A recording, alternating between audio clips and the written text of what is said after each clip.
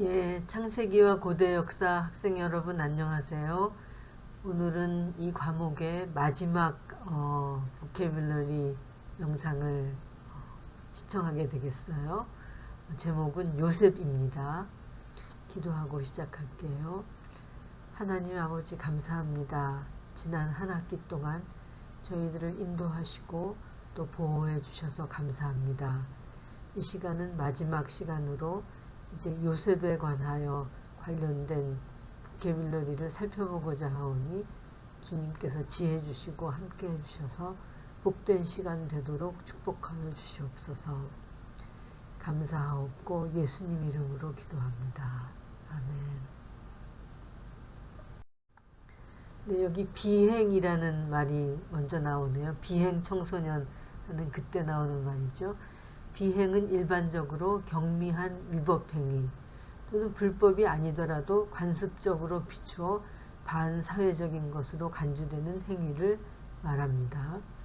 넓은 의미에서 성인도 포함되지만 법률적인 의미에서 청소년의 비행으로 따지는 경우가 많이 있어요. 예를 들면 비행의 예로는 가정폭력, 집단 따돌림, 스토킹이라는 거는 이렇게 뒤에서 미행해가지고 따라가고 그렇게 해서 귀찮게 구는 거를 스토킹이라고 그러죠.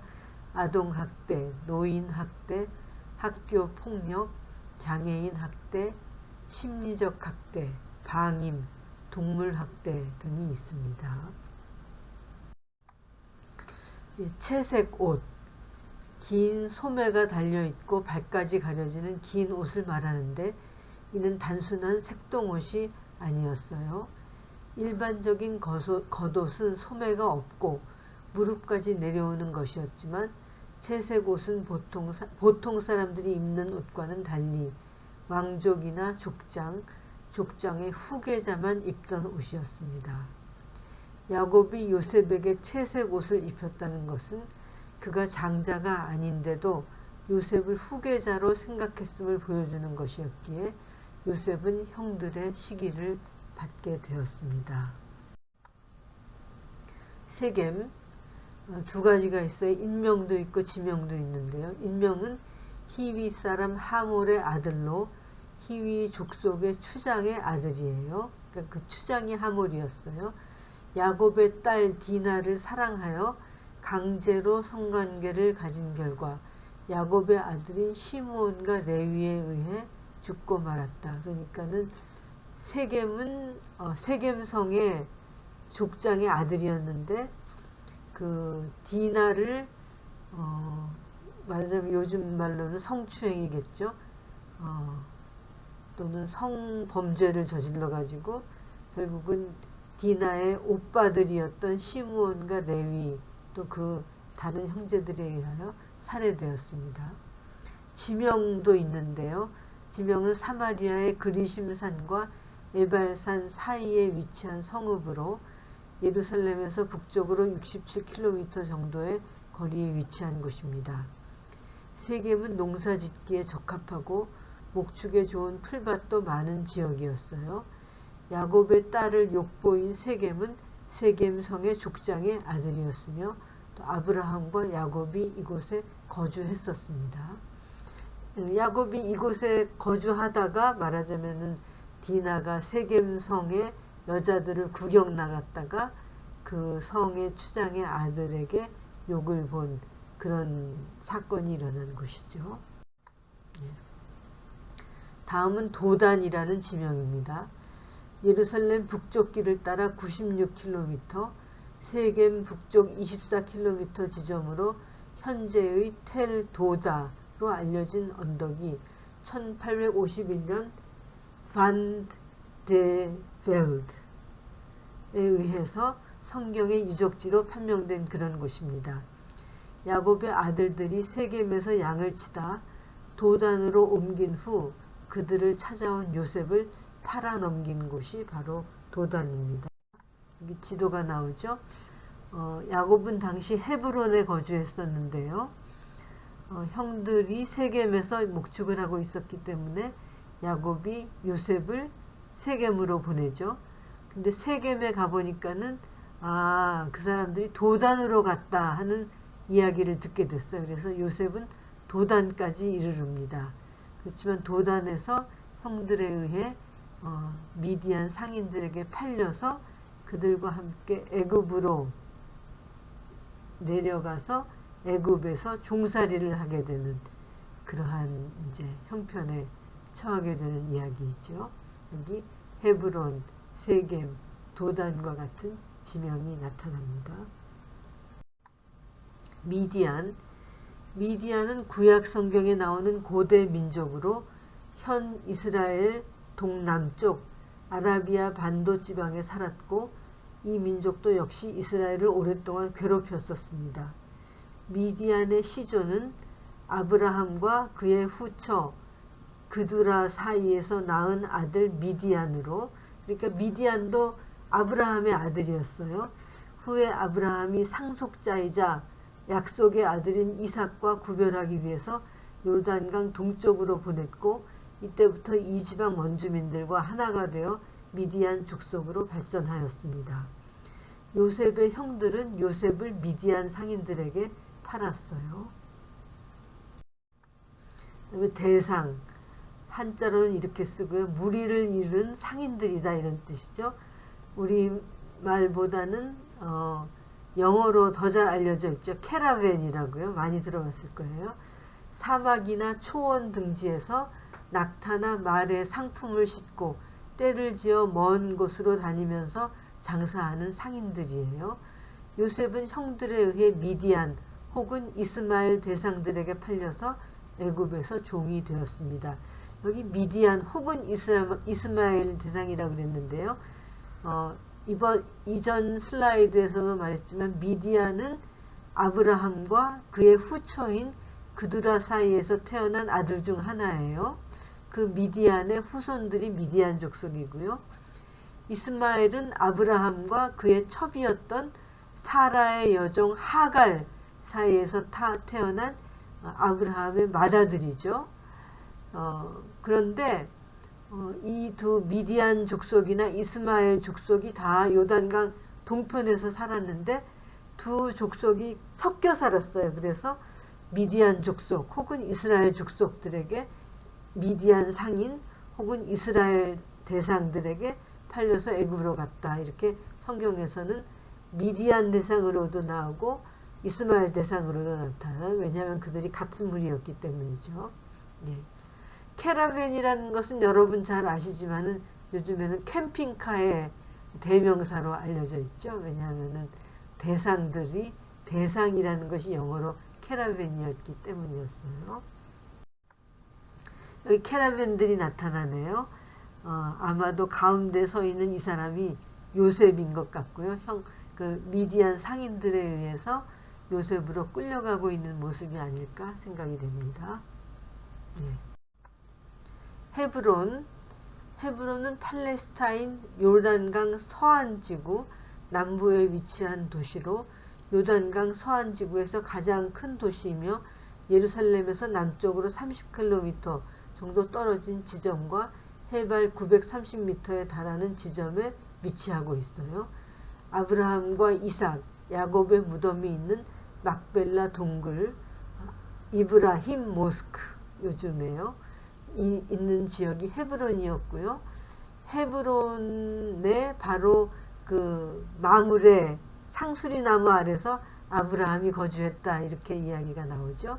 그리고 그곳에 있던 막벨라 굴을 사가지고 매장지로 삼았고요. 그래서 아브라함의 아들과 손자들과 며느리들 또 손자 며느리도 다 이곳에 안장이 되었습니다. 헤브론은 아브라함 또 이삭 야곱이 거주하던 지역이었어요. 네. 시위대장, 왕을 호위하는 군대의 장관이나 다른 사람을 보호하는 책임을 맡은 사람을 말하죠. 요즘 말로 말하자면은 경호처장이라고 이야기를 하면 되겠어요. 경호실장 또 경호처장 이렇게 말하죠.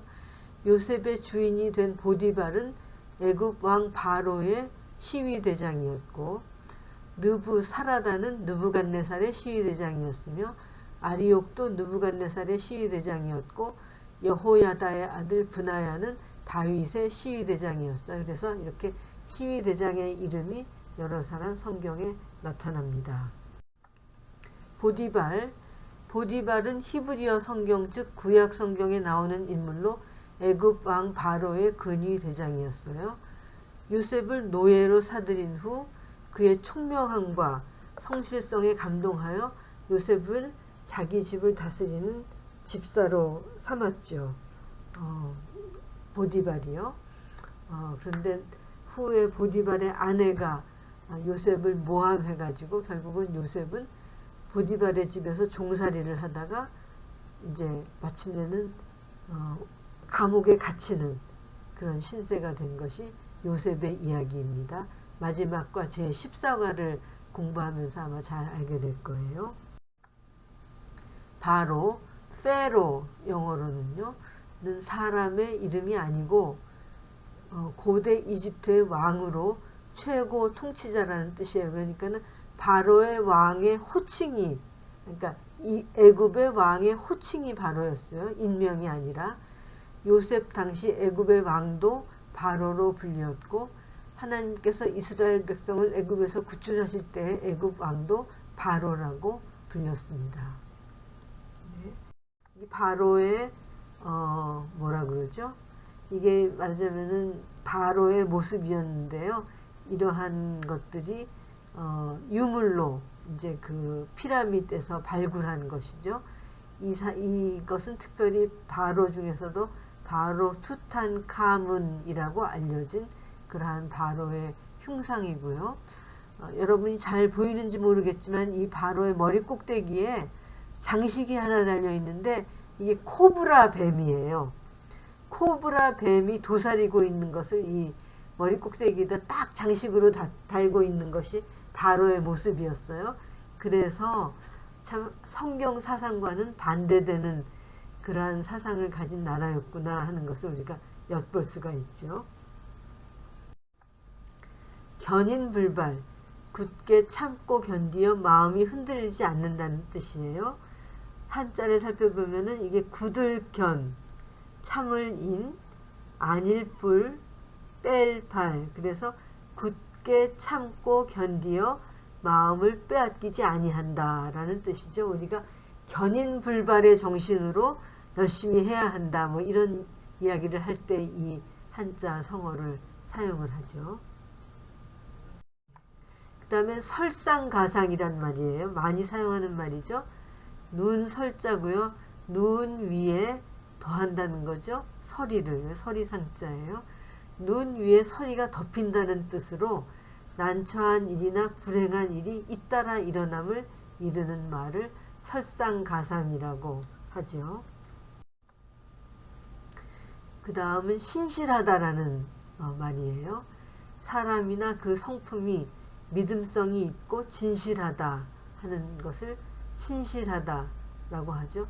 성실하다라는 말로도 사용하고 또 진실하다라는 말로도 표현하기를 하곤 하죠. 신실하다라는 뜻이에요. 파리하다, 이건 날아가는 파리가 아니고요. 얼굴이나 몸이 여위고 핏기가 없이 해쓱하다라는 뜻이에요. 바로는 꿈에서 파리한 7마리의 암소가 살진 7마리의 암소를 잡아먹는 것을 보았고 요셉은 이 꿈을 해석하여 7년 풍년 후 7년 흉년이 온다는 것을 가르쳐 줬어요. 그래서 이 흉년을 대비하도록 하였습니다.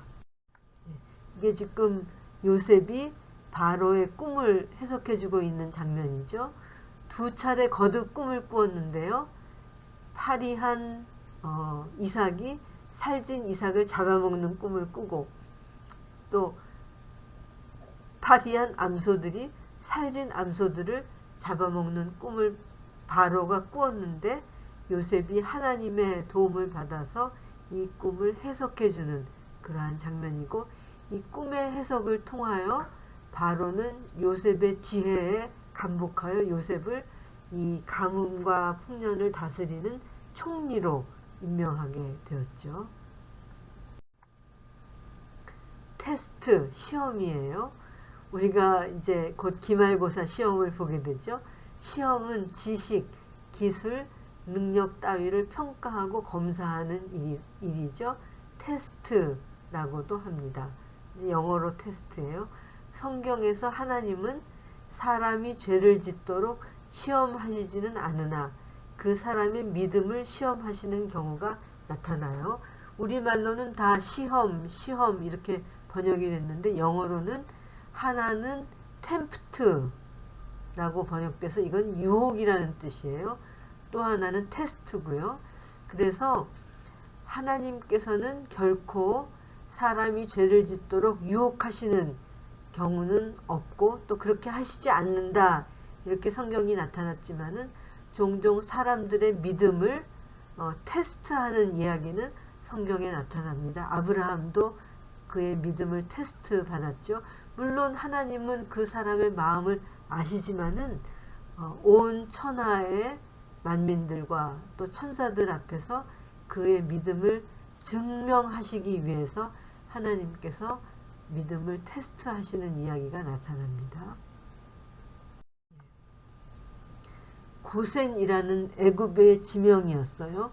애굽의 동북부 카이로 동북 50km 지점 벨레스 부근으로 추측합니다. 이 지역은 요셉의 주선으로 야곱의 후손 이스라엘 백성들이 정착하여 430년간 살았던 지역으로 이들이 바로를 위하여 국고성 비돔과 라암셋을 건축한 지역이기도 합니다. 이미 그때로부터 3500년이란 세월이 흘렀지만은 라암셋 2세의 문장이 새겨진 돌들과 볏짚을 섞어 만든 벽돌의 흔적을 만연히 볼 수 있어요. 나일강 하류 삼각주 지대 동북의 한 지역인 고셉은 요셉의 이야기 즉 창세기 47장 1절부터 10절 27절에 보면은 고센이라는 지명이 나타납니다. 요셉의 이야기의 무대로서 등장하죠. 여기서 야곱은 20여 년 만에 사랑하는 그의 아들 죽은 줄로만 알았던 요셉과 재회하는 장면이 바로 고센 지역에서 일어났던 일이라고 성경에 나타납니다. 여기가 고센 지역이에요. 가나안에 살던 아브라함의 온 족속들이 요셉이 애굽의 총리가 되었다는 소식과 함께 이제 애굽으로 내려왔어요. 그래서 요셉은 그들이 고센 지방에 머무르도록 했는데요. 여러분이 이 그림을 보아서도 알겠지만은 나일강 삼각주에 해당하는 지역이었어요. 굉장히 기름진 땅에서 목축업을 하도록 그렇게 되었습니다. 여기 비돔이라는 성과 라암셋 또는 라암세스라는 그 도성이 보이죠. 고센 지방입니다. 재회라는 말은 다시 만남 또는 두 번째로 만난다는 뜻이에요. 야곱은 그의 아들 요셉이 살아있음을 듣고 애굽으로 내려가서 그를 재회한 기사가 창세기에 나타납니다. 다윗입니다. 다윗은 기원전 1030년경으로부터 기원전 970년경까지 살았던 이스라엘의 왕이었어요. 이스라엘 왕국의 제2대 왕이고요. 초대왕은 사울이었죠. 초대왕 사울을 이어 40년간 즉 1010년부터 970년까지 40년간 통치한 이스라엘의 가장 이름 높은 왕입니다. 그러니까 다윗은 한 20살 정도 됐을 때 왕이 됐구나 하는 것을 볼 수 있죠. 그는 이스라엘 유다 지파 2세의 8명의 아들 중 막내로 태어났어요. 목동, 음악가, 시인, 군인, 정치가, 예언자, 왕으로 알려져 있으며 히브리어 성경 즉 구약 성경에서 매우 두드러지게 언급되고 있는 인물입니다. 성경에는 예수 그리스도를 다윗 왕의 자손으로 언급하고 있지요. 그러니까 다윗은 예수님의 조상이 된 이스라엘의 가장 그 덕망 높고 용맹하고 이름이 있고 공적을 많이 세운 왕입니다. 그 이름의 뜻은 사랑한다로 하나님의 사랑받는 자였음을 이름을 통해서도 알 수가 있습니다. 본래는 양을 치는 목동이었는데 마침내는 이스라엘의 왕위에 오른 아주 용감한 하나님의 사람이었습니다. 막벨라, 헤브론 북쪽 마므레 동쪽에 위치하였었어요. 아브라함이 자기와 가족들의 무덤을 삼으려고 헷 족속에게서 산 헤브론 땅에 있는 굴이었어요. 막벨라 굴이죠. 아브라함, 그의 부인 사라, 그의 아들 이삭, 그의 며느리 리브가, 또 야곱, 손자죠. 야곱의 첫째 부인인 레아가 다 여기에 매장되어 있습니다. 네. 그림을 보면은요, 이게 막벨라 그 굴 위에 세워진 건물이에요. 그리고 이것이 그 내부입니다. 그래서 이삭의 무덤이 있고 그의 아내 리브가의 무덤이 있는데, 이삭과 리브가 뿐만 아니라 여기 이 그림에서 보면요, 리브가와 이삭의 무덤이 있고 그 옆에는 사라와 아브라함의 무덤이 있고 또 그 옆에는 레아와 야곱의 무덤으로 알려진 곳이 이렇게 나란히 3대가 같이 있어요. 근데 이것은 실제로 그들이 묻혔던 곳이 아니고 지금은 이제 그 막벨라 굴이 지하에 들어있는데 그 위에다가 이렇게 이제 리브가와 이삭, 사라와 아브라함, 레아와 야곱의 무덤을 표시하여 이런 기념물들을 세워둔 것을 볼 수가 있습니다. 여러분도 저는 여기 가봤어요. 여러분도 한번 기회가 되면은 꼭 성지순례를 해보면은 굉장히 뭐라 그럴까, 새로운 감회가 될 것이고 많은 것을 배우리라고 생각이 돼요. 마지막으로 섭리라는 단어입니다. 아마 이번 창세기와 고대 역사 중에서 마지막 단어가 되겠어요.